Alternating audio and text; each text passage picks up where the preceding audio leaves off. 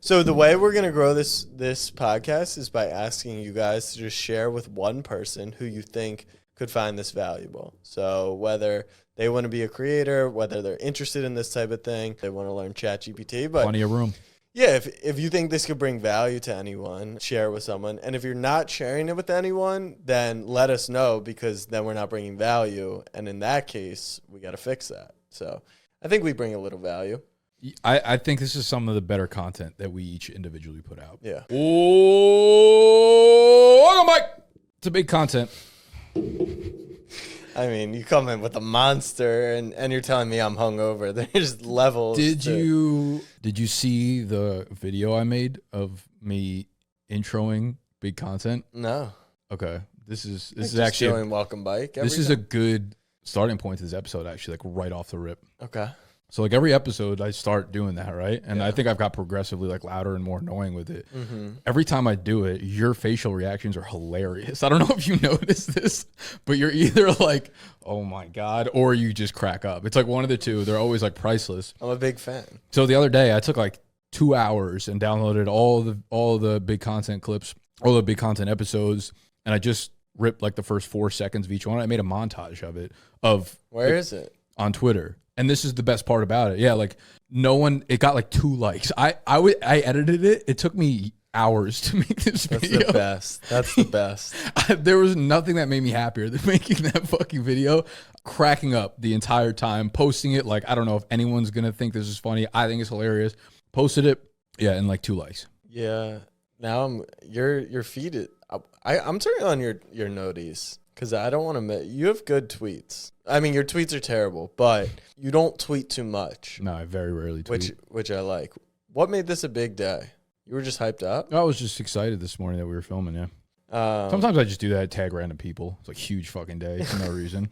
Well, I thought it was because we were celebrating Passover. Oh, I see the video. All right, I'll watch some of this stuff later. Yeah. But yeah, it just like... So you're not celebrating Passover, to be clear? Dude, no, have I told the story to you about being Catholic?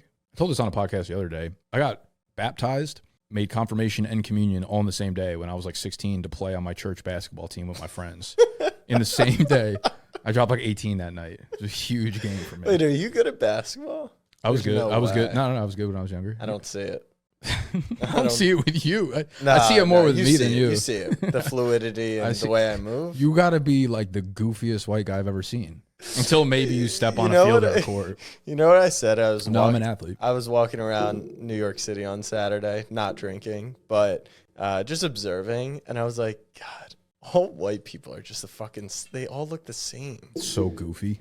They just behave the same. They just behave this. Like everyone's at the same Mexican restaurant drinking tequila and margaritas. And it's just like, you're probably having the same conversation and you're all the same. And like, I'm part of that group. You're starting to get into existential Jack is here. Oh, it's not a good bag to I've go been down. there. I asked ChatGPT what the meaning of life was today. Solid answers. What was it? No, they gave me 6 options.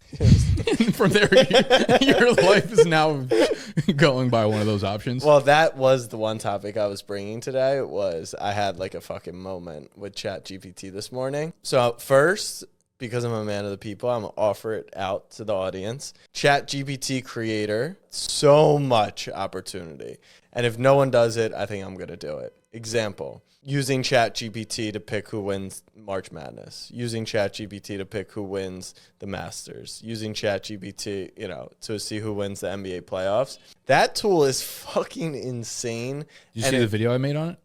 You probably didn't see it. It was on my Twitter. I made a video, like a 10-minute video for no fucking reason. I just wanted to make it. I was like, here's 3 ways that we're using it, ChatGPT, in my business. Oh, you're using it. What are the 3 ways? Condense the 10 minutes into 30 Okay, so seconds. the first one is for our TikTok grid trivia, putting in the 2 teams, then tells us like... It does it? No, it does. The video is basically being like, this is ways we're trying to implement it. The technology's not up to speed. Text shit. This is ways that it's terrible, but will be really good in like 2 that's years. part of the... Yeah. So that's one of them. I think we actually talked about this in last week's episode on TubeBuddy. There's like the thing that pulls YouTube analytics and tells you the most highly engaged clips within your YouTube video. I was like, that's AI. And the second one was we asked our audience to fill out a survey for us, what products or services they want us to build out for them. And we put out a Google form and we had like 200 to 215 people submit like long form content about like what they want us to build for them. And I just copied and pasted some of their answers into ChatGPT, and I was like, give me the most common answers, or like give me high quality products that we can serve to our Dynasty Fantasy Football audience or whatever. And they spit back like 5 or 10 of the most common answers. And I was like, these are spot on. These are really good. I tried doing similar stuff today. The tool's fucking incredible, and it's only going to get insane. If you're not using it, you have to use it. Like, you got to learn. It's basically like, anytime you find yourself asking like, where do I find this, or how do I do this? Like, it created a shoulder workout for me this morning. Like, that's why I look bigger than Rudman. And then it found me an accompanying playlist on Spotify that I could listen to that would get me in that state of mind. So use ChatGPT however you want to use it, to fuck around, to use it for business. Being good at Google isn't really a skill that's recommended these days. I actually think I'm a good Googler. And after watching my brother Google yesterday, like, I know I am better at Googling than him. You ever feel like you take advantage of the things that you're like good at that you don't think other people are bad at? Yeah. Like something like that happens and you're like, man, how do these people like really get by in life without knowing how to Google things? It's crazy. But like, we got our thumbnail for a video. He was trying to figure out how to compress it. And just like the shit he was typing in, I didn't step in. I was like, just observing. This is good. I found it on one Google search. The first thing, I knew exactly where to go. And I think being able to use AI and ChatGPT, same energy, will completely different, like, levels to it. And I think people's jobs will be getting good at using ChatGPT. Like, no one's job is really like be good at Google. Well, I mean, it just speeds up the timeline of, in the same way that COVID sped up the timeline for a lot of businesses in the way that they should be operating but didn't have to because like society didn't force them to, you know, working remotely or like having delivery, being on the delivery apps or whatever. It's like that was all going to happen in a matter of time for restaurants I'm referring to. This is the same way with like creators like us. It's like it's commoditizing all the stats and the work and the numbers and all that shit. And that was always going to happen eventually, but this just sped up the process for us. So that's why it's more important than ever now to be building out your personal brand and getting your face out there and getting people to recognize your personality and fall in love with who you are and your story. And make sure you use ChatGPT now while it's dumb, so you can still shit on it and be like, 100%. Fucking idiot, can't find something from 2020, like it's only got 2021 and on, because once this thing is queued up, it's game over. It's over for you hoes. Jeez. It was actually kind of funny. It was something I wanted to bring up. I was at a comedy show last week and a guy was doing a bit about how he was a millennial. And he's like, man, we're going to be known as the generation that had 8 million different opportunities to be a millionaire, but just never capitalized on it. And I was thinking about, he was like, yeah, you know, when the internet started, just make a .com website. You know, when YouTube came out, just make a fucking channel. When ChatGPT drops, just learn how to use it. Like, he's like, all of these opportunities, every 2 years, you get an opportunity to be like a bajillionaire, just taking advantage of the opportunities. Is it a bajillionaire or is it a millionaire? Because that is what I think depends. If you're going to build a platform for the thing, bajillionaire. But that's not the opportunity, because no one listening. He said millionaire. But that's what we're talking about in general with creators now. Is like, the new creator economy isn't Mr. Beast and building 8 businesses. It's creating content around any niche and then creating a product for them and creating a sustaining job. And ChatGPT is going to help you do that. And I think it's just important to focus on, because the opportunity is there. The opportunity is so ripe. And you think back, the way he said it, he lined it up and it was like all these opportunities came within a couple of years of each other, like NFTs 2 years ago. Like, it's all these things lining up. And prior to probably the internet, once every 40 years, something like that came around. And now it's every 4 years. And then it's every 2 years. And it's every year. It's VR and then AR. And then all these things are going to happen so rapidly. And it begs the question, like, you really wanted to operate from a place of creating, but didn't really understand your passion. These are things you could for sure make money off of, teaching people how to learn these tips and tricks and tools. And then if you figure out your passion along the path of creating this stuff, then you kind of workflow that into it. I don't know. It just made me think, because he was like making fun of himself and he was like, start a YouTube channel. And I was like, fuck yeah, let's go. But he named these opportunities and I was like, yeah, they happen so frequently nowadays. Oh, I had a question to ask you. Do you release all your YouTube videos as premieres? No, we did the first one as a premiere. Did another one after that. I think we might have done a second one as a premiere. Our goal is to get to a point where we've got enough interest in the YouTube and the Discord that we would do like a watch along for the premiere. and we would love it to be a timely thing. We realized very quickly we're not at that point where people are like dying to see the next video. But as you think about long form content evolving, you sit down on the couch and watch, you can watch VOD, Game of Thrones and all this stuff. And I don't know if our YouTube channel is quite on the level of Game of Thrones, but getting people to think about a specific time and caring about when it drops. Sports are really the only thing that does that nowadays. So if you can get people to a place where they care about the timeliness of content, I think that's powerful. So yeah, just another thing we'd want to involve our community in, and why we did it that way. Yeah, I saw it and I was curious why, if you guys were just like experimenting, like does this work better? And we've done premieres before, but I found that it's similar to on demand, where live streams don't typically play great in the YouTube algorithm. Premieres also don't play great in the YouTube algorithm, in my opinion. I've said it before, but I think that stuff is more lifestyle content where it's more building with your audience. Premieres and live streams are not like, let's get more people into our audience, let's get more fans, let's get more subscribers. It's like, let's have fun with the people that we already have subscribed to us and are excited for the on-demand type thing. That's why I was like, yeah, I didn't know if you were fucking around or not, but most of those videos, if you want them to hit, I feel like are better off going just as edited upload videos. Yep. Did we talk since we reconfigured our YouTube strategy? I don't think so. No. So we talked so Throne is a YouTuber on Madden. His brother... You're on a last name basis with Game of Thrones? His brother started a channel, basketball channel, 4 videos from scratch, $250,000, 20,000, something. Jeez. Yeah, just gets YouTube. So we talked to him and, borrowed his time, which I was very appreciative of. And, I had discussed with you, do we want to attack through anything we put on this channel is Snapback Sports, or do we want to segment it? And he gave us pretty strong advice. That was why we created a gaming channel and a Reacts channel, and the Snapback Sports channel will just be one thing for the foreseeable future. All of them are going to be combined? No, we've now separated them. Originally, we were going to do a video on Thursday that was vlog style, a video on Thursday night that was video game, And so we want to now build like this ecosystem of YouTube where Snapback Sports can be in different places. And it makes sense. If you like Reacts content, you'll subscribe to Reacts. And the way the YouTube algorithm is going to work, it'll filter us in one direction. Like if you like Reacts, it'll suggest the vlog stuff, but people might not like the vlog stuff. They might only like the React stuff. So yeah, we made that change. I'm curious your thoughts, because you only do one channel for the most part. Yeah, we have one channel. I think the right way to do it in today's social atmosphere is definitely splitting it up. Yeah, I almost think like would you ever do that? We never did it, but you still could. We still could. Like basically, is there any reason you wouldn't? We have 3 pillars right now that are basically like redraft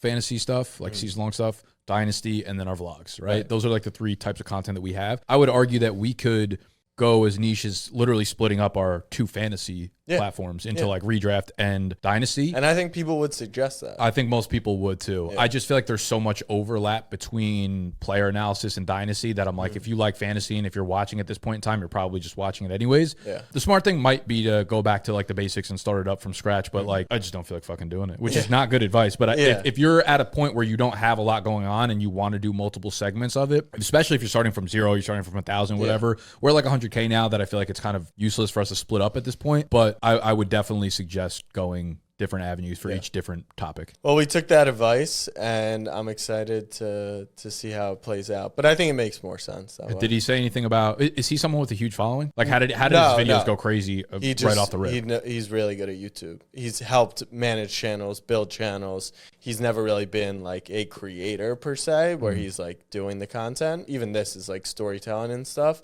but just has an incredible understanding of the platform. I've been coming across so many TikToks about how like you're still on that trash app. You can't get to the land. Yeah, I hate it. You can't get to the land. What was it? You can't get to the land of cool without climbing Cringe Mountain. And it was basically saying how like anyone who wants to get to successful levels being a creator, like you got to go over this mountain. And once you're up there, everybody's making fun of you from down there. They're looking up at you, and it kind of on the other side of the mountain. A lot of money, $1 bajillion land of cool. The land of cool. Yeah. The top is just the top. But do people think I'm cool? Like, I don't think so. No, but I think when you're for sure not.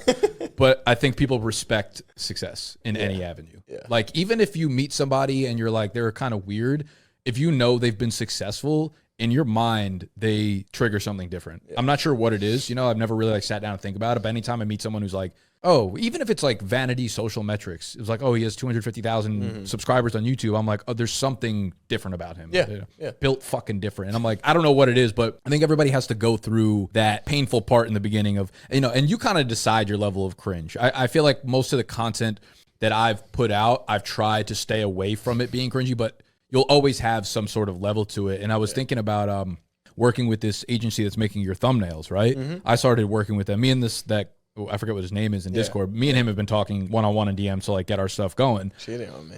You just can't handle this this type of fucking stuff we're talking about. But I was like, hey, what do you need from me in terms of, you know, facial expressions or whatever for thumbnail? And he sent over, he's like, this is our basic like template for what we ask people to send over. And it was this chart of about 50 different emotions that you need to send over like a picture or a video of. Is that what you did? No. We sent like 4. Okay. I didn't even get that chart. That's really interesting, though. I'm interested to hear your thoughts, but I think I know where you're going. We told them we want to cut down on the exasperated reactions and stuff. And yeah, I would love to get on more of just like a happy, fresh. I think you need these, but we don't need like the shock factor on every video. It's like everything is not breaking news. Exactly. So. He sent that over, and I was like, brother, I'm going to kill myself, I think, before I send these facial expressions back to you. I'm like, I don't want, if you send me a thumbnail with half of these emotions, the hysterical is the one I just looked at too. If you put a thumbnail with me, I'm like, I'm not paying you. You know what I mean? Like you're not getting money for your work. Which they are understanding of. 100%. And I said that, like, I'm going to hate myself if I take these. Yeah. He's like, there's no way to do these and not have it be awkward. Don't worry, man. And I was but that's not what you're focused on. I don't think. Like, I think you could suffer through doing. Well, that's what I mean. I've been a little bit more open this year. Me putting, I think me getting over, like, even putting my face in thumbnails was something I didn't want to do because I didn't want to put like an exasperated face in any point. But I'm kind of getting over the fact that like kind of need to do some of these things for social media. It's not like algorithm per se, but they're just higher. It's not algorithm. It's higher quality. It's higher quality. I think the thumbnails are better if your face is out there. Agree, but it doesn't mean you have to go to the shocked face, which isn't you. Fair. Right? Like it could still utilize your face and you could still get a good thumbnail without going to those levels if it's not being you. That's the thing. And I would encourage you to not. Yeah, that's like what I mean, I've done cringe shit. There's no doubt about that. 100%. I'm still on that side of the mountain. The cringe obviously. God. You haven't even got footing going up the hill yet. Yeah, I don't know. I just, for some reason, I've been seeing more of that, and I feel like I kind of resonate with it the last 6 months or so. Putting myself out there a little bit more and being okay with being like, man, fuck it. Like, I'm just gonna be kind of annoying and cringy and whatever. Cringy in my own, you know, in my own way. I guess it might not come off by wearing a motivated t-shirt. Yeah, like this is like I almost kind of consider this like cringy, but I'm like I fucking love Gary Vee. Right. This is like that's Gary Vee. It's his V Friends merch. Oh, then people definitely find that cringy. But it's who you are. 100%. Yeah. Cringe God over here. Yeah. You just said I was the cringe god. We're the goddess. Goddess. Okay. We could rule Cringe Mountain together. I think the takeaway there is don't be afraid to put yourself out there. Because people are going to try and make fun of you and you can only get up the mountain. Yeah, you can only get up the mountain by doing these things. But I wouldn't encourage you because of the algorithm.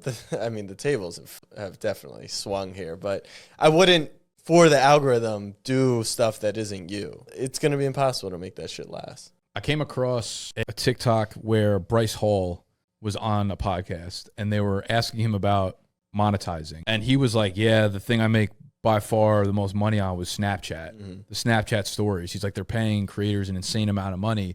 And I was like thinking about the last conversation we had and thinking how crazy it is. And just like, at what point does Snapchat be like, okay, it's not worth paying them $1 million a year for them to just like continue doing the hysterical thumbnail face over and over again in their story. And I was thinking like, man, if you're Bryce Hall, how is Snapchat like your main form of, how is Snapchat stories your main form of monetization? Like, there's so many things I feel like you could do with that type of audience and that type of poll. You know what I mean? Like, I thought he would be like, yeah, the answer? We make a lot of money doing that, but we just, it so much money that it's just... Yeah. So I did a video on the crystals and Snap Story monetization. So there's a bunch of different monetization on Snap. You have shows where it's like YouTube, 3-4 minute show. They run an ad every 30 seconds. It's a 5-second, 10-second, unskippable. Our shit's gotten smoked recently. There's like way too much activity on the app. So that's dropped off. But that was a serious revenue driver for us. That's one. Then we have brand deals, and that's on our Snapback Sports account, our Snapback University account.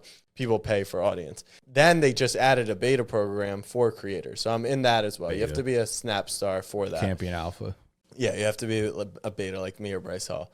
And I'm making anywhere from like $30 to $100 a day in that. So Jeez. That ain't that much money. I've got 180,000 subscribers. Yeah, but at the end of the year, it's $100 a day. It's only 30 grand. I mean, I think this is the point that we're getting to. Hundreds on the high end.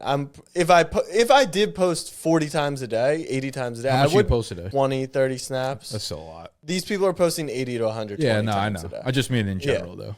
It would be a lot. But so let's say I'm making $60 a day, it's 20 grand a year. Look, it's good money. So I have 180,000 subscribers and I get like anywhere from 10 to 20,000 views per story. Those guys are probably getting 1 million views a story. And they're posting 80 to 100 times a day. I know for a fact, I've been told from the Snap team. I don't know Dobrik's numbers or Bryce Hall. I think he was saying like way above that. 10 million per fucking or some 10 million views per story. I'm sure they are. But I know for a fact, I'm not going to say who it is, but one of the top level creators in that 10 grand a day they make from posting stories. 10 grand a day. Yeah, it's $3.65 million a year. So while I agree with you, Bryce Hall's platform, if he developed a product like Prime or like fucking Feastables, yeah, he's going to make way more money. He could make $20-50 million from building a business. Yeah, but I don't blame him. Exactly. Take into consideration he's posting absolute shit and running it dry until it runs dry.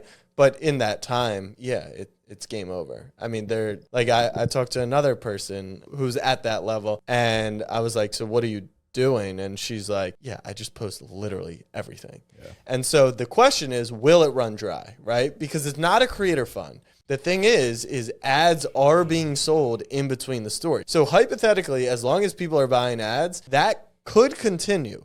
But I mean, I think the ad conversion's going to be terrible. That's what I mean. Yeah, like of course, like Nike might put 10 million into it for the year or whatever, but they're going to look back at it and be like, we made 2 million off of the 10 million we put in, and eventually that's going to be like awful. Yep. How crazy is that? I should have put this in the ChatGPT section. This one dude made a thread about. He said ChatGPT can now browse the entire internet, which I feel like mine is not capable of doing that yet. But he basically like asked the ChatGPT to analyze Twitter's algorithm and tell me like how it works and how to boost posts. And he went through, he was like, focus on likes, then retweets, then replies. He got a bunch of data and they set up parameters and stuff. Yeah. And like likes get a 30x boost on your post, retweets get a 20x, and a reply gets 1x. Really? So replies are really not that powerful. Include visual media. So images and videos are a 2x to the boost, limit external links. And he went through and had all these different like things about, 1.25 boost, 2x boost or whatever. But it's cool. It's like, I wonder, I don't want to get back into ChatGPT. It was just something on my list. And I was like, that's the kind of powerful shit it'll eventually have. And you'll be able to browse like every non-paywalled part of the internet that it could like scrape its hands on. A lot of the stuff is stuff that like, I don't know if everyone knows it, but I feel like I know and people talk about it, but I guess when you see it laid out, people like knowing for sure. People just exactly because it feels like they have control over now. It's like, okay, now I'm going to actually consciously put an image or a video in every one of my tweets because I know that it actually. But if you post enough, you knew that. But now I didn't know that. I'm out here making fucking hour-long montages and getting 2 likes on them. No fucking right. video. You should be like this if you like Jack's reaction. You get more views. Yeah, see that crosses the line for me. Yeah, like you can't tell people to like my tweet. Like they know cringeworthy. Don't do it. All right, I want to pitch you an idea that I had for internal, and now that no one's in the office, I could do it without them hearing. So.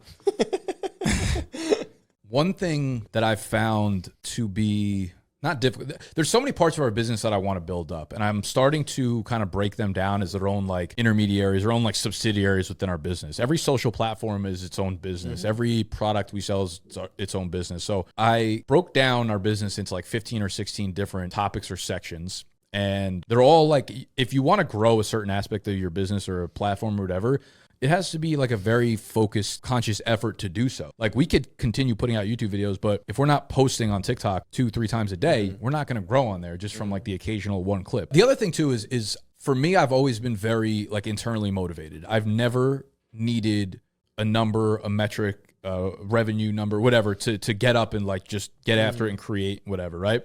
But I've realized for a lot of other people, that's not the case. And I think, and not saying that they, you know, they're not motivated. Like they came here and worked for free for a while. So everyone out there is like extremely motivated to be part of this. But there gets to a point where everyone needs to feel progress. Whether you're like, you could be the most creative person on earth and it just, you know, it's just all free flowing at you. You still need to feel like you're making progress in a sense. So I was thinking about ways to figure out what our North Stars are in each of those subsidiaries and make sure that we are actively pursuing how to progress within each one. And I was thinking like holding a weekly meeting, right? Like every 2 weeks is a new sprint, is a new focus for our company. And it could be a week, it could be a month. I haven't really, you know, I just started to kind of think about this yesterday. If we pick our email list, I'm like, hey, over the next 2 weeks, our next sprint is the email list. On Friday, before the Monday, we'll start the sprint. On Friday, we're going to have a creative meeting. Everyone that works here is going to come in and pitch ideas on how to do it. And I was thinking about incentivizing people. I was thinking about literally going to the bank and getting out like $10K in cash and saying, whoever each Friday, every 2 Fridays, whoever has my favorite idea will win $100 in cash or $200 in cash or whatever. We set the goal for what we want to hit. If our email list is at 25,000, by the end of the 2 weeks, I want to be at 30,000. If we hit that goal, everybody in the office wins $100, or whoever came up with the idea or whatever that works the best gets a $100 incentive for it. I'm thinking like, okay, we have our email list, we have our SMS text list, we have YouTube subscribers, TikTok followers, you know, Discord engagement, whatever metric you want to put it to, and then add the creative variable to it, but incentivize them with a goal that we can reach and incentivize them with money for the creativeness, right? Because it's like, yeah, it's easy to get psyched up, but you know, if Tony's here editing videos all day and Sexy's here editing videos all day and Chris is working on like building out the website or whatever, it doesn't leave a ton of room for you to like shift your mindset to being creative. It doesn't leave a ton of room for you to like get excited about everything else. I've gotten to a point where I think I need to incentivize people in a different way in order to bring out the best of the creativity in them. I do worry that like incentivizing them financially sends the wrong message a little bit. I do worry I don't know. I already pay them salaries. Yeah. So it's like, it's kind of weird for me to do that, but I also think it could be like fun though. Like, I feel like it could be like, it becomes a competition between them. Like they do want to step up and be, you know, they not only do they want the $100 is not like a huge difference. It's like, I want to fucking win this. I want to come up with the best idea. And then once we know what the sprint is, all eyes are on that, you know? And it's like, if we don't ever focus on one thing specifically and like go all in on it for any period of time, we're just kind of like letting things happen to us rather than going after it. Do you think you can accomplish that in a sprint? Because, for example, the bash, right? Like that is exactly what you're talking about. You needed to create structure, systems in place, brainstorm, and it took a lot of people, a lot of time. Do you think that if you start doing things like this, it'll have you focusing on smaller things? Yeah, but it's smaller things, but it could be in the bigger picture. So like, for instance, for the bash, I wouldn't be like, we need to launch the bash in 2 weeks. It would be more like within the next 2 weeks, I want to have an email list of 250 interested people for the bash. Yeah. So that makes you think, okay, what are creative ways? But is that the only thing you'd be focusing on for those 2 weeks? No. I mean, we'd still be business as usual, but I just want to get as much juice. Is there just one extra thing per week? I just think being focused makes a really big difference. It does. Because you could look back at the end of the year and be like, man, we just did 25 sprints and we improved like exponentially our business. Because right now, if you're not focusing on building your email list, like sure, things can happen and like you might grow your email list from whatever you are, 2,000 over the year. But if you have like 2 or 3 sprints throughout the year, you'll probably go 5,000, 10,000, 15,000. And over the long span, over the long term, I think those things add up. I think it'll just bring a new energy and like coming in being like, we know what our goal is for today. We know what we want to hit. How do I get creative with building this email list? Well, building this list, it's like, okay, do I push within Discord? Do we do a promo here? Do we do, you know what I mean? Like, I just feel like it gets us a little more focused. Yeah. I think that a good thought in theory, I would love to see it play out because we're working on so many different things. If you just focus on one thing, is that enough time? Is sprint the right messaging? I don't know. If the goal for the company is to grow the email list, but then you don't have a focused plan, you're like, how do we actually grow it? But then if we just spend 2 weeks on it and then it gets left, that's why it's like Friday, you know that the meeting comes. All right, let's say you go from 2,500 to 5,000. Are you doing anything with that email list? Do you think that 2 week sprint turns into just focusing and doubling down, then you're just sprinting on top of that. That's fair. I think like thinking about what you're actually going to do with those numbers is good. I think a lot of if your sprint is growing TikTok followers by 20,000. Okay, I totally get. We'll brainstorm new content. Here's how we execute it. This person wins. They came up with the best idea. And then coming out of those 2 weeks, what do you do from there? Do you continue that content? I mean, maybe we'll see how it works. I think that's like the beautiful part about experimenting is like seeing what invigorates you, seeing what you think helps the success of the company, seeing what you want to take forward. But that's the thing. It's like, I don't think any of these things are necessarily what will keep our business like afloat. I just think they're good practice to make sure that everybody's like on the same page and like we're all working towards one thing. Everyone's going to have their individual assignments. It's not like everyone's dropping everything and it's like all you want to do is focus on email lists. Do you think your employees would feel like they're now doing more work outside their normal scope? No, and I think they like when I give them more work. And then maybe that sounds crazy, but like they have time for more work? Yeah. I think so. Okay. Yeah. I mean, it would be conversations I have with all of them. Like for us, our video editors are like maxed out, for example. So if we went down this path, which I think would be cool to be like, all right, for the next 2 weeks, we're focused on the gaming channel. We're brainstorming, we're executing this content, but we still need you to get out this, and this. They would be like, well, now I'm just working a ridiculous amount of time overtime. Well, I think a lot of it is less about putting so much more on people's plates and more about getting the creative juices flowing. Yeah. It's like that one meeting on Friday, show up with ideas, and then we'll figure out how we need to execute afterwards. But then they have to show up with ideas, right? So that's more work on them. More hours. Showing up with the ideas, I think is the most difficult part. But I also think it's probably one of the more, being in the creative field, like you get fulfilled, you feel energized being in that creative flow. So I'm like, that's a way I think we can all kind of get on the same page. And some of my favorite days that we have in here are where we're just like spitballing ideas for like an hour, 2 hours in a row that are things that we can build on. Like when our developer's in here and like we're developing like the grid trivia on our website now, and on Monday he came in and we went through a demo of it. I'm like, this was fun as fuck because we're like picking out things that are wrong with it. Like this is how we gotta like fix this and that or whatever. We're coming up with ideas on the fly and we're actually putting the products into motion. I'm like, this is what's gonna progress our business. Doing these little things very quickly, iterating on them, getting them out. Next thing, let's fucking, let's get this shit done. And you like refine that process. And I think, again, I was just kind of pitching you out loud because I thought of it like very recently. And I'm like, I want to have more focused creative meetings rather than just being, all right, what's our idea for just business in general? Right. If we pick something that we're like excited about or that at least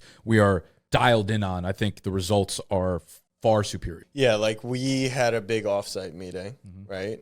In a great office. I remember. Free to use office. Very sweaty. But coming out of it, we listed like 12 things we wanted to do, right? And then we didn't really sprint on them. So that could have been possibly a takeaway from that. But the value and the brainstorm and all that was great. All that stuff is being accomplished, but maybe not as focused because we're trying to get hats done, do the YouTube, do X, Y, and Z all at the same time.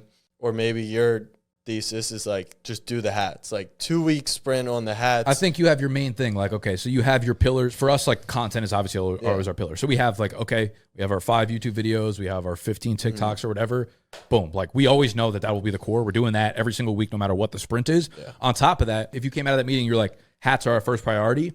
And you were like, by the end of the next 2 weeks, I want 3 samples in hand. That is a tough example only because you're waiting on like manufacturing and shit. Yeah, but if it was something else, if you were like, I don't know a good example off the top of my head, but something that was actually tangible. Like a YouTube series. Yeah. If you're like, I want to build out a YouTube series, I want someone to do like the 10 thumbnails that we're going to need over the next 10 days. I want, X, Y, Z. Oh, Casey, I want you setting up the channel, have the description, have the about, have all the links set up or whatever. Everyone like working congruently towards a common goal so that when you hit that 14-day mark, you're like, let's fucking go. Like we launched this thing together. Everyone's like responsible for their own piece. And I think and then you could do a big announcement about the launch. There you go. And you'll have 1 billion people watching. But then how do you execute? Because right now we launched this new YouTube series, right? And it took all those pieces and great, the first few videos, but now we're sprinting on getting the hats done. What are you doing? Well, I guess that's another weird example because like for us, content is already the core. Like you're building out a new piece in which the content will become a core. So you have to get to the point where that's the core of your business already. You know what I'm saying? Like you build it out and then maybe you focus on that for another 2 weeks. Right. Maybe your next sprint is like, I was literally breaking down from like Discord members, Discord engagement, number of dynasty leagues we've created within Discord, all as different topics, all as different sprints. So I think when you break it down, just why it's like Bash, it's not like, let's get 8,000 people to sign up. Let's not launch the Bash. It's not this. Yeah. It's like, let's get 200 interested people. We get to 200. Maybe the next sprint is get to 400. Or maybe the next sprint is like, get the email addresses of, or get, the names and wallets of those 200 people. It's like you break it down simply, and then over the long span, you've done everything you needed to do of a big picture. That makes sense. I mean, sprints are common in the developer world. Right. So that's kind of where I pulled the inspiration from, honestly. Yeah. ChatGPT. No. Okay. So you think it's a terrible idea? You think we'll fail? Well, I would hope you would fail because that's the only way to learn. Yeah, but I don't want to fail anymore. You're over? I just want to dominate. Did you see my little thing on failure? How I called cap on people who say they love to fail.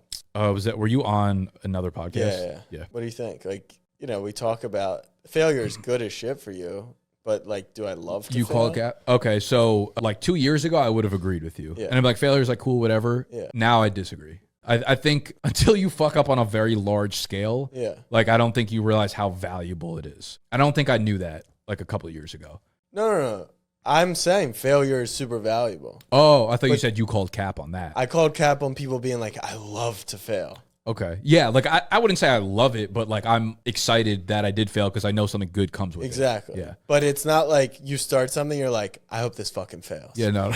and I hear Michael Rubin or Gary V, #motivated, be like, fuck it, if my business crashed, like I would love to start from square one. Like, no, you wouldn't. Yeah. Something in me does feel like he probably would. He is a weirdo like that. He says it so much that it becomes more believable. Yeah, I wouldn't want to start over. Absolutely not. No. But I would have the tools. You might love the grind and you should love the journey, but like it's better over here. I promise you that. Yeah, no, I never want to fail to the point of like a disastrous failure, like a detrimental failure where you're going back to zero. No, you like testing and trying things and learning from them. But no one is like, I want to shoot 0 for 20 in this game because I fucking that means I'm gonna make at least one the game after. Right. Like I love this failure. So that's all I was saying. I don't know. All right. Well, I'm gonna try to implement this tomorrow. Tomorrow. It's not even Friday. Tomorrow's you said Friday. Wait, when's tomorrow? Today's Wednesday. Even better. Then we get 2 weeks in one day to capitalize. 15 days sprint. Well, I could tell them tomorrow, and then they need to come to the meeting on Friday with 400. All right, so what's the first sprint? I'm not sure. I put up on the whiteboard 15 different topics. No, pick one. Just pick one. It's the only way you're going to do it. My personal Instagram followers. I'm going to make the whole company push towards it. That could be a sprint, though. I don't know. It's an interesting thought process for creators, actually. I think the rookie draft guide we released recently should be a sprint for us. Let me pull it back, make it less about you and more about the listeners. Thank you for doing that. Yeah, no problem. If you're a creator, because our big belief is like, you got to diversify platforms to protect yourself. But my big belief is you should hammer down on one platform. I think you should only do that if you actually have the resources, the time, and the energy to diversify. Right. So you should only hit to start. Then you should think in sprints more often, right? You should think, how can I go from 1,000 to 2,000 YouTube subscribers over the next 2 weeks and do everything? You start to reverse engineer it. Yeah. You start to learn these little tips and tricks if you force yourself to try to get there. You know? Start finding hacks and tips. And I actually think it could be good for creators, and I'm curious to see how it plays out for you, because my fear is everyone's already doing a million things, and so adding stuff to their plate and executing it becomes... I don't think we're adding anything. No, I think we're already doing exactly what we're doing, and then all it is like focusing on a specific thing. But it's going to take new tasks to do that. Yeah. So that's addition. We got time. That's plus side. You're always ready to eat. Plate always empty. No. I see Sexy's eating right now. Always and that's empty. The problem. Your employee... Casey didn't eat lunch yesterday. You see his metabolism? Casey the kid could eat over and over again. Casey didn't eat lunch again. Good. He's on a sprint. That's what I'm saying. Good. And your employees are enjoying... I guess that's why you're making the fruits of my labor, yeah. Yeah. They're eating. Sexy. No more lunch. $100 if you don't eat lunch. That is smart. You went from making your whole business about lunch to now no lunch. Exactly. We're flipping the script. That's smart. Sexy. He's too dialed in with ChatGPT.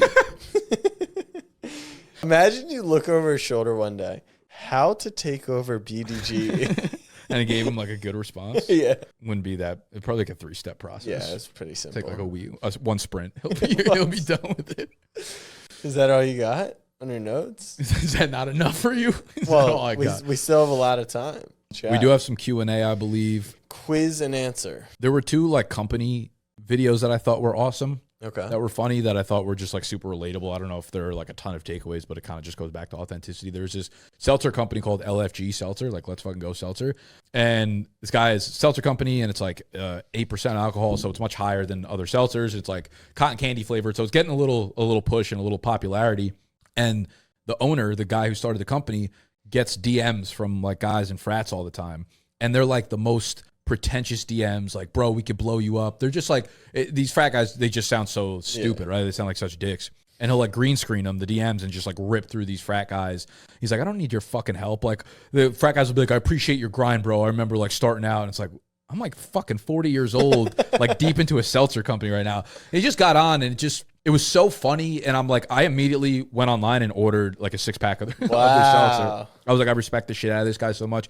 Instantly became like one of my favorite companies, one of my favorite creators, just by, as soon as you rip apart customers that you know aren't yours, and like you start to define who your audience and who your niche is, you become so much more powerful. Frat kids not their audience? Their audience in a sense, but maybe not douchey frat guys. Maybe that's what he's saying. He's like ripping apart people who's like maybe not like fucking assholes, just in general, you know?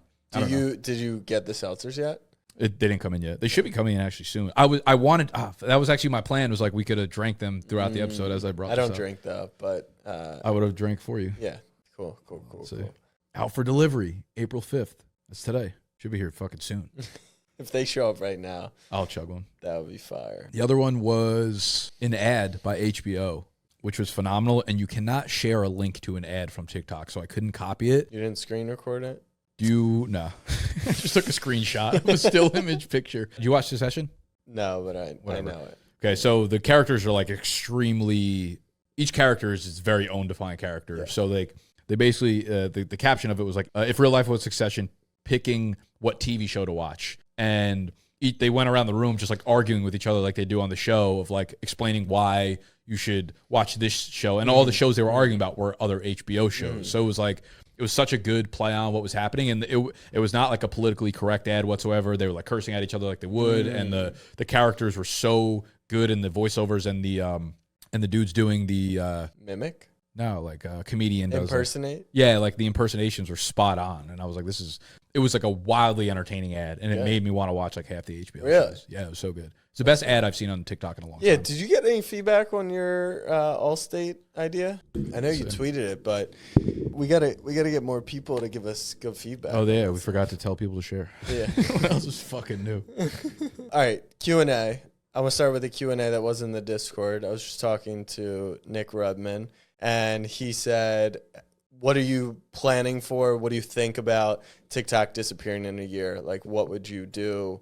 Are you planning for it? We've probably talked about this a little, but I'll go first very briefly. YouTube, that's like the platform. And TikTok is the same to me as YouTube Shorts and Instagram Reels. So I think if you're making content for TikTok, you can already kind of move it to other platforms. If you have a big following there, like I have 100K now, I don't view those followers as very valuable at the moment. But if you did, you could create long form content on YouTube, cut that up into essentially a 1-minute ad. Like I gave the example of if you wanted to tell a story on like LeBron James and you did a 20-minute YouTube video, like you could pull a minute from it, not just like pull it, but like retell a story, an episode from that longer episode on your TikTok and move people in that direction. Well, I think in a practical world, what would happen is, I think top level, you would probably say, oh, everyone's just going to move to like IG Reels or YouTube. I bet you there would be a few different sprints with other apps. There would be like, oh, this is the next TikTok. You know how many American companies would try to make the next TikTok? Of course. And like 2 of them would probably, I doubt any of them would have long lasting effects, but I bet you a couple of them would have really, really big explosions for a short period of time, where there will be some creators that pull in millions of followers I would almost try to shoot for those and try to get those followers over to another platform ASAP. Really? Yeah. That's an interesting approach. If you don't believe in that platform. But I believe that the growth will be there on some platform. I do think IG Reels will go fucking crazy on it. And I think like we have the luxury of having, when I look at Sexy, like he's editing TikToks, but in my mind, he's our short form video editor. So I'd say like Sexy, same exact thing, but everything needs to be 90 seconds or less now. Right, Every piece of content for the short form needs to be 90 seconds or less. Right. That's kind of the way I would look at it in terms of, I don't know, platform and growth and whatever. I mean, there's nothing you could do. Do you think you could do what you're doing in short form and make it long form? Not longer, because some of the videos do run like 3, 4, like 5 the grid trivias and stuff? Yeah, we honestly can make a YouTube channel probably of that stuff, but that, you want to talk about like putting extra work on the plate, that's where it becomes, YouTube's a whole nother animal with that stuff. You got to get a thumbnail, you got to like write the titles, you know, it's the video sizes are bigger. Do you think that's worth it? I don't know. Maybe it's something you experiment on. Maybe that could literally be one of our sprints. Don't fucking smile at me like that. Don't be acting like you just fathered me. That's step one of taking over the company. Sexy actually made a side YouTube channel like months ago where he's been uploading these as full YouTubes and I didn't know about it. No, but right? Wouldn't that make sense? We've like talked about it before, but never that to me feels like a very large undertaking. Yeah. Where it's like that's a lot of focus and a lot of it is. Yeah, I mean if we just named it like bdge games or something. Yeah. Needle? Maybe. I don't know. It's a whole different edit process though too, because he edits all those in vertical. Then you'd have to go back and cut it up the same way in horizontal. Yeah. That's something I don't know if I want to, I don't want to say waste our time, but invest our time into it. My gut feeling would be it would be a huge investment. Yeah. But it could work. I mean, the market is definitely telling us they like those types of games. Right. So, yeah. What was the question? TikTok. Yeah. Fuck. Yeah. Well, are you thinking about TikTok? We talked about. I never think. What about else? TikTok. What else? I mean, you referenced like 4 things on TikTok. Literally this episode. That's because if I didn't, you wouldn't. I'm not a TikTok guy anymore. Remember, I pump and dumped short form content. Go long at all times. Plan for the future. Listen, if you watch 200 TikTok videos, eventually like one of them's gonna resonate with you. Yeah, that's like where I'm at. Oh, someone did come up with a good draft. Tommy wants to see us do a draft. Okay. He said dream sponsors or partnerships. I think we save that for next week. Okay. I was just thinking if I had any. You would. I would think about what you do everyday life. Yeah. That would be good. You should honestly get a fucking. You should take the Brooklyn in sponsorship and throw it underneath Haley every time she sleeps. Like that would be a great collab. That would be funny. Yeah. Are you guys still negotiating from 5 months ago? We've been going up like $1 each day, or like $842. If the best method to get started in making content about a hobby you are passionate about is to teach, should you also mix in videos about everyday things in the hobby or things closely related to help push out content? Or is that on the line of pushing quantity over quality? Quantity can be high with quality. I'm trying to understand what she means. She mean like if her hobby is gardening, like 5 types of soils, that you don't want to use if you're a beginner gardener or whatever. But then like the next video would be like a day in the life of a gardener. I don't think she's asking about vlog style content. I think she's asking, should you focus on timely stuff? And the answer to that would be yes. So I'll give an example. Our Reacts channel, we're filming 1 video a week, long form video, reacting to stuff. Now we're going to try and time it up with relevant stuff. So our next one's going to be NBA playoffs. Our last one was March Madness. So I do think there's value to timing stuff up around timely stuff, but I wonder if it does sacrifice quality. I was thinking almost, okay, I don't know, this is a weird example just because I was going off gardening. So say you have a gardening channel and you've just been teaching people for 3 months. Yep. And then something that's really culturally relevant happened. Let's say there was a massive forest fire in California, right? You made a video being like, why a forest fire is so detrimental to California or whatever it is, and you go about it from like talking about soil or this or that. I think maybe that's a bad example because I don't. No, it's a perfect example. Would your audience be interested in that? Yes. If they're interested in gardening, yes. Yeah, but it doesn't help them. Doesn't improve their lives at all. Wait, why not? If you can tie it together, it's almost like you went to a documentary style. No. You can't completely change everything, but fantasy content is essentially timely. Yeah. If like breaking NFL news happened. Right. You react. You can't do it in a non-quality way. But that's your value add. If you're teaching people the right types of soil to use when you're gardening, and if forest fire is relevant and that impacts the soil, I love that example. then you can use it, because this is what we believe in, is that these ideas apply to literally everything and everyone in some form or fashion. So yeah, it should work for gardening. If you are a hiking person and there's a guy stuck in a fucking thing for 72 hours. 6 things this motherfucker could have done to not get stuck. Exactly. Hell yeah. All right. Yeah, I think that makes sense. I would go back to what you said, though. But don't do it for the sake of quantity. Exactly. If you can do it in a form of quality, which usually comes from you actually being super interested in the subject, then for sure do it. Which creators inspire you the most currently? Like, is there a certain person who most influences either your fantasy football research or different things that you do with content, besides yourself, of course? Also, was there someone you aspired to be when you were first getting in the game? Did you want to be like anybody? No, I don't think that I ever really had someone I was like, holy shit, I want to be like them when I'm older. And I don't know if there's anyone today that I'm like, holy shit, I want to be like Mr. Beast. But there's absolutely people that I look at that I'm like, they're killing it. What can I follow from what they're doing? So like Snapback Sports started because of Omar Raja. He showed me that you could do something like this on Instagram. And then I watch his path carefully because I like to see the opportunities and options that he went down, right? Like he took a job at SportsCenter instead of continuing to build House of Highlights. I didn't take that path yet. Maybe we do sell in the future. I don't know, but I definitely watch a lot of what he did. Gary Vee, I listen to a lot of his stuff. I listen to Mr. Beast, and I watch his stuff, but I'm definitely not like, I want to be like Mr. Beast when I'm older, but I probably do want to achieve or accomplish stuff like that. I think it's probably common. Like, I don't know if you're growing up playing basketball, I think a lot of people want to be the next somebody. Do they? I think so. I don't really relate to it either, but I do think a lot of people do. But then I think when they get there, they're like, I took inspiration from this person, but I want to be me. Like, no one really wants to live someone else's life. No, not someone else's life, but they do. I don't know. I feel like, maybe you're right. It's definitely an inspiration. It's definitely inspirational. When I got started, it was definitely, I think I've talked about this before, but it was these like fitness vloggers that I followed. It was the Christian Guzman, Max Tuning, people in that atmosphere that I was like, man, this is really cool. Like, they were teaching me as I was like first getting into like working out and shit, very educational things. And then they started doing a lot more lifestyle content. And I was like, man, this is so cool that they're just like documenting everything that's going on. And I took a lot of inspiration from that, even though I was never gonna be like a fitness YouTuber. Definitely fucking could have been if I wanted to, but bad news for you fantasy football motherfuckers that chose that path. I mean, I get a lot of messages. I want to do what you do when you're older or when I'm older, but no one wants to be cringe settleman. Jack, can you adopt me? I want to be you. Exactly. Yeah. So like definitely take aspiration from there. I think the people that I find aspirational now, like some of my favorite creators, very random industries and stuff. Like I'm going through my YouTube subscription. Like Colin and Samir. Colin and Samir are awesome. This dude, No Life Shack. You ever heard of No Life Shack? No. He does reviews of like music.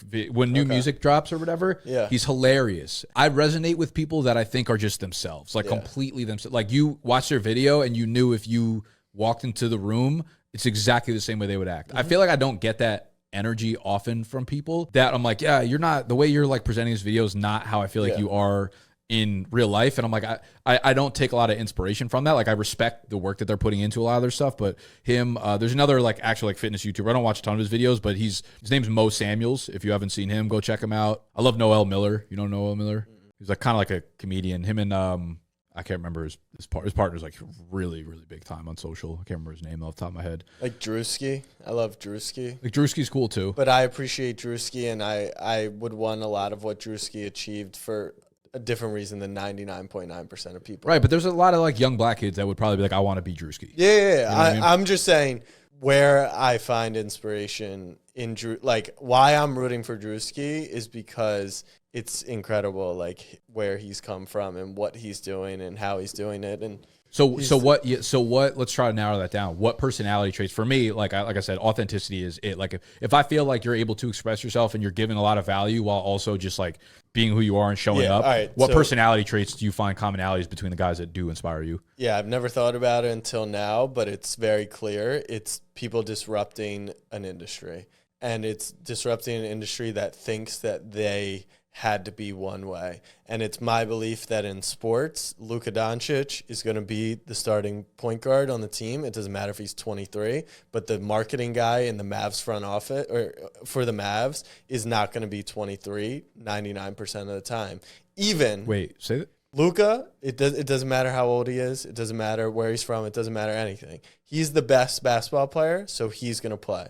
But the best marketer in the Mavs marketing department is normally going to be the oldest person, the person with most experience. Okay. Now, the person with most experience might be the best marketer.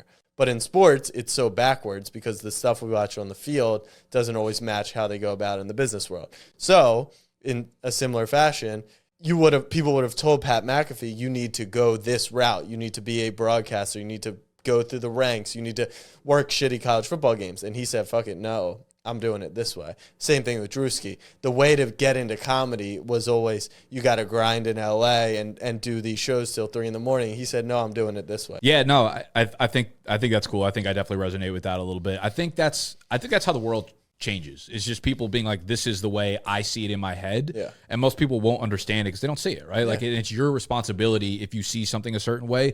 I think most people try to add on to certain things. And it's cool to take inspiration and add on to something that's already successful, but it's cooler to do something completely from scratch and be like, this is the new way of things happening, you know? And I think about that's how like companies happen, man.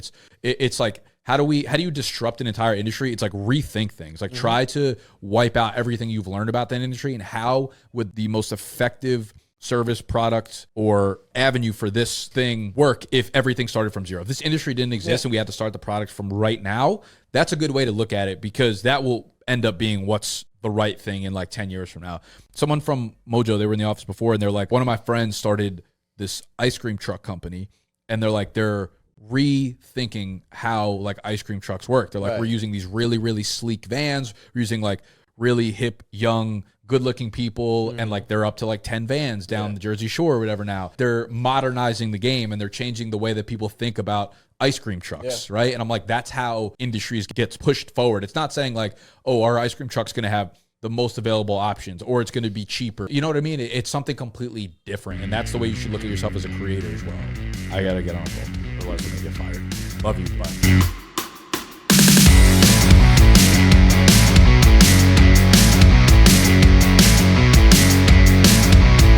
Oh, do you happen to have... What are we talking about? Yeah. Glad to see all that hard work transferred over to episode 2. After you brought notes last week. Well, one-hit wonder, what can I say? Do you have any more... You hungover right now? No, do you have any screws? I quit drinking, I told you that. Just like in general, just screws? No, like to screw one of these in, because my shit's about to fall off. Back in my home studio. Oh, not this one. Yeah, we have, you could use any screws, I think. They just drill right in. You have a screwdriver? I mean, a drill. Nah. We screwed those in with screwdriver. What? I just screwed those in. Screwdriver's super fucking underrated. Really? It's good for the forearm muscles, too. Use a screwdriver. I do know what I want to talk about this episode. Okay. I have like 42 things. Let me see. Let me review.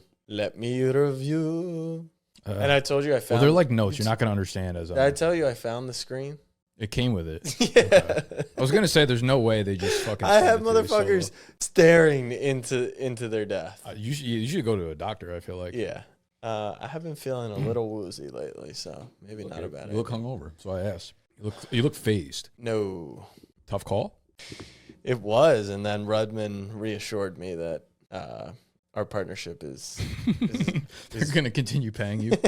No, that it's a beautiful romance. And Alex assured Nick that that underdog's more important in my life than Hallie. So to continue the theme of last episode...